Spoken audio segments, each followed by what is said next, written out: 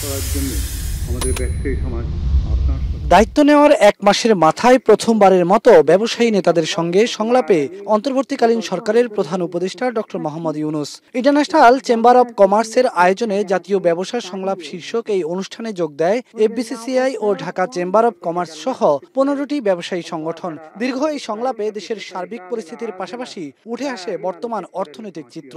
২০২৪ তারিখে সভাপতির বক্তব্যে আইসিসির নির্বাহী পরিচালক মীর নাসির বলেন, গণ অভ্যুত্থান পরবর্তী সময় থেকেই দেশে বিশৃঙ্খলা করার চেষ্টা চালাচ্ছে কিছু দুষ্কৃতিকারী, যার বড় প্রভাব পড়ছে শিল্প কারখানার উপর।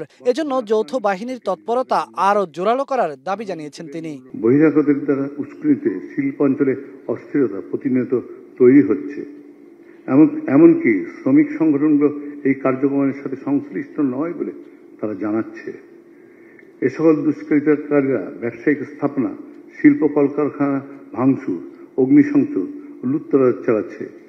দুষ্কৃতকারীদের হামলার কারণে এ যাবৎ প্রায় আনুমানিক ১০০টি শিল্প ক্ষতিগ্রস্ত হয়েছে।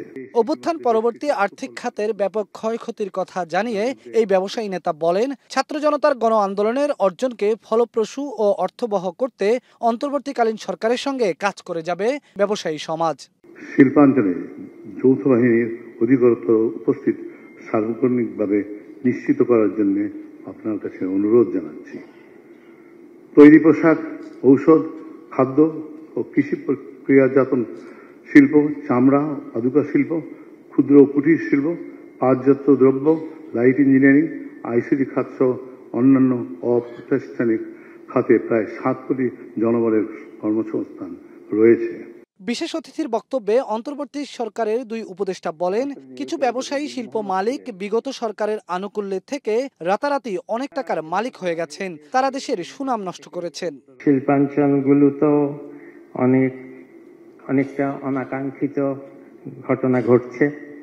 আমরা আশা করি যে সবাই মিলে সমবেত চেষ্টায় আমরা এই সাময়িক অবস্থা থেকে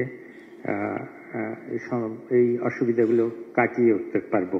১৫-১৬ বছরে যে পুঞ্জীভূত যে সমস্যাগুলি সৃষ্টি হয়েছে, এটা সারাতে সময় লাগবে। তবে আমরা আজীবন ইসে করবে না, কথা in the long run we are all dead. আমরা দীর্ঘ সময় ইসে করবো না। ডেফিনেটলি আমাদের স্বল্প সময়ের মধ্যে আমরা বেসিক কতগুলো জিনিস আমরা করব। প্রধান অতিথির বক্তব্যের শুরুতেই গণ অভ্যুত্থানের শহীদদের স্মরণ করেন ডক্টর মোহাম্মদ ইউনূস। বলেন, ২০২৪ সালের গণ অভ্যুত্থান সাধারণ কোনো রাজনৈতিক আন্দোলন ছিল না। আন্দোলনকারীদের লক্ষ্যই ছিল একটি নতুন বাংলাদেশ। তাই আর পচন নয়, সুস্থ ও সবল জাতি হিসেবে দাঁড়ানোর প্রত্যাশার কথা জানান তিনি। এটা সাধারণ একটা রাজনৈতিক আন্দোলন ছিল না, এটা হলো জীবন পণ করে এই লক্ষ্যে আমি পৌঁছবই না হওয়া পর্যন্ত আমরা জিরান দেব না। এবং তাদের লক্ষ্য ছিল কি, নতুন বাংলাদেশ হবে। প্রধান উপদেষ্টা বলেন, অন্তর্বর্তী সরকারের বড় লক্ষ্য শ্রমিক মালিক একটা টিম হিসেবে কাজ করবে। স্বপ্ন নিয়ে এগিয়ে যেতে চাই সরকার এবং সরকারের বাইরে যারা সবাই একজোট, এক টিম। এটা একটা কম্প্যাক্ট টিম। এ সময় সামাজিক ব্যবসায় আরও উদ্যোগী হওয়ার আহ্বান জানিয়ে সরকার প্রধান বলেন, ইউরোপ আমেরিকা জুড়ে ব্যবসার নতুন নতুন দরজা খোলার উদ্যোগ নিয়েছে সরকার।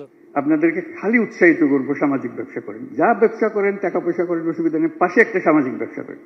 কি জন্য করবেন? আপনার গ্রাম, আপনার থানা, আপনার উপজেলা, সেখানে মানুষের খাবার পানির যদি অভাব থাকে, আপনি একটা কাজ করবেন যাতে খাবার পানি মানুষে পায়, বিশুদ্ধ পানি পায়, চিকিৎসার সুযোগ পায়। সরকারের উপরে কেন ভরসা করে বসে থাকেন? অন্তর্বর্তী সরকারের মেয়াদে তৈরি পোশাক খাতকে বিশ্বের ১ নম্বরে নিয়ে যাওয়ারও প্রত্যয় ব্যক্ত করেন ডক্টর মোহাম্মদ ইউনূস। সংস্কার শুধু আমাদের করলে হবে না। বেলায়েত হোসাইন, এখন, ঢাকা। ২৫০টিরও বেশি ডিজাইন অপশন নিয়ে ওয়ালটন স্মার্ট ফ্রিজ, বোঝে আপনার প্রয়োজন।